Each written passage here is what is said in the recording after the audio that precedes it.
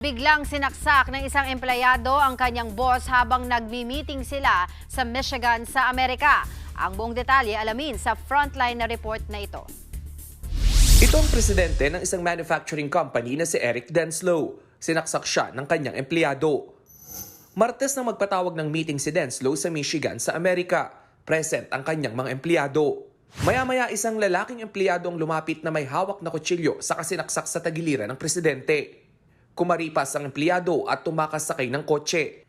Hinabol siya ng mga pulis at makalipas ang 15 minuto, naaresto siya. Kinilala ang suspect na si Nathan Mahoney, 32 years old. Hindi pa malinaw ang motibo sa pananaksak pero base sa kwento ng ibang empleyado, tahimik at malumanay na tao ang suspect.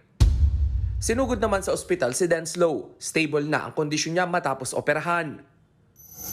Hindi maiwasang makumpara at tawaging copycat ang suspect na si Mahoney kay Luigi Mangione, ang suspect naman sa pagpatay sa CEO ng United Healthcare na si Brian Thompson. Kinasuhan si Mangione ng murder matapos barilin ang CEO sa Manhattan, New York, higit 2 linggo lang ang nakararaan. Kasabay niyan lumutang ang balitang makakasama niya si Mangione sa kulungan sa Brooklyn. Ang American rapper na si Sean Diddy Combs nahaharap naman sa kasong sex trafficking. Nagkataon namang mag-asawa ang mga abogado ni Mangione at Diddy.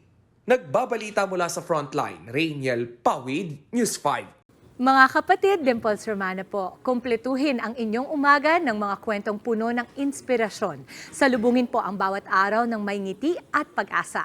Kaya't mag-subscribe na po at mag-follow na sa aming social media pages ng News 5.